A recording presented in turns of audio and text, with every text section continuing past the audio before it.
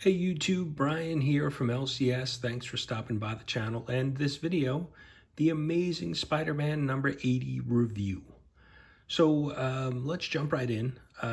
We are in the middle of a Ben Reilly takeover of the Amazing Spider-Man.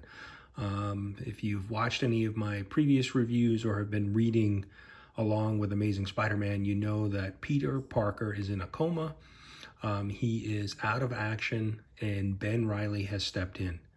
Now, Ben Reilly has made a deal with Beyond Corporation and is basically working for them. They put him and his girlfriend up in a nice apartment in New York City and taking care of him.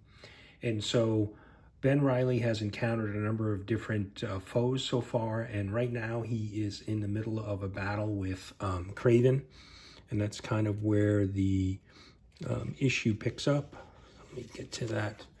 And this issue is Cody Ziegler, writer, and Michael Dowling, artist. I believe he was the same team from last issue. So this issue opens up, and it's a continuation from last, where Ben is fighting Kraven. Ben has been poisoned and is kind of hallucinating, and Kraven is basically, testing him and wanting him to unlock some of his mind and memory, and really kind of is talking to him about, has he made the right choice with making a deal with a big corporation. And he's really kind of digging into his thoughts and memories, and so it's kind of got Ben a little uneasy, and Kraven is really kind of taking it to him because he's like I said, been poisoned and is kind of really out of sorts and struggling to remain conscious. And so he doesn't really even know where he is because of the hallucinations. And then we get kind of a break from the battle, and we see Marcus. Now, Marcus is, he's pictured here. He works for Beyond Corporation, and he's basically Spider-Man, Ben Reilly's handler. He makes sure he's, everything's working. His suit is online because Beyond has the ability to track Ben Reilly. And in this now, he is dealing with phone calls and questions from Beyond and from Janine, Ben Reilly's girlfriend, because Ben's suit is offline, and so they don't know where he is, and they believe that he's in trouble. And so Janine is calling in Marcus, saying what's going on, and then Maxine Danger, the woman here with the pink hair. Now, I believe she's a new character. I think she was introduced a few, in this story arc. But she's a new character, Maxine Danger, and she's the head of superhero development at Beyond Corporation. So now she's calling Marcus looking for an update, saying, where is our asset? He's offline. What's going on? And so there's a little bit of stress on Marcus. And then we get back to the fight between Kraven and Ben. Now, Ben is at some type of facility. I believe it's a Beyond Corporation facility. And he encounters some other people there, workers of Beyond. And he kind of, because he's been drugged and hallucinating, he kind of sees them as, different characters, as a frog and a turtle and different things. And so they seem to help him. They give him some type of medication, Beyond formulated medication. And he then starts to come out of the, the hallucination and the drug, the effects of the drugs that Kraven has used on him. And so he realizes that he's at some off-site location, a Beyond location, and then Kraven and him begin to battle again. But now the the drugs that he has taken are starting to kick in, and so now he's feeling a little bit better and able to go a little bit more toe-to-toe with Craven. And he kind of gets Ben gets the upper hand, kind of starts to take it to Craven a bit. And, Craven senses that, things aren't going well for him in this fight with Ben Reilly, and he's starting to come around.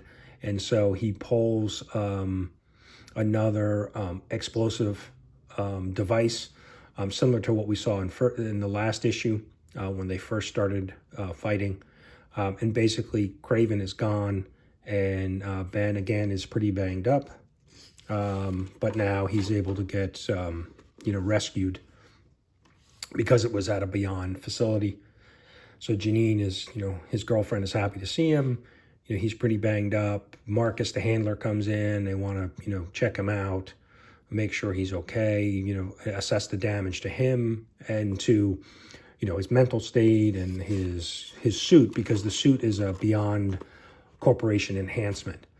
And so Marcus is really trying to handle the situation, and then Maxine Danger comes in again and says, look, we need to evaluate, Ben, because it really has not gone well, since we've partnered with him, and that maybe we need to do a full, reboot on the situation of using Ben as their asset. And then we kind of see that Maxine is in talks with some other people, and they're targeting Miles Morales. So, and that's the cliffhanger for the episode. We don't know, where this is going to go. Obviously, Miles will now be involved. Will Beyond, approach him and try to bring him in and replace Ben Reilly with Miles Morales. So, and you can see next issue, Miles on the cover, fighting Ben. So we'll see what happens. And then there's a short little story, a 2-page, that leads into next issue. So that's Amazing Spider-Man 80.BEY. So Aunt May begins to take matters into her own hands. She's frustrated with the treatment that Peter Parker is getting, and that he's not getting any better, and the doctors really don't know how to help him.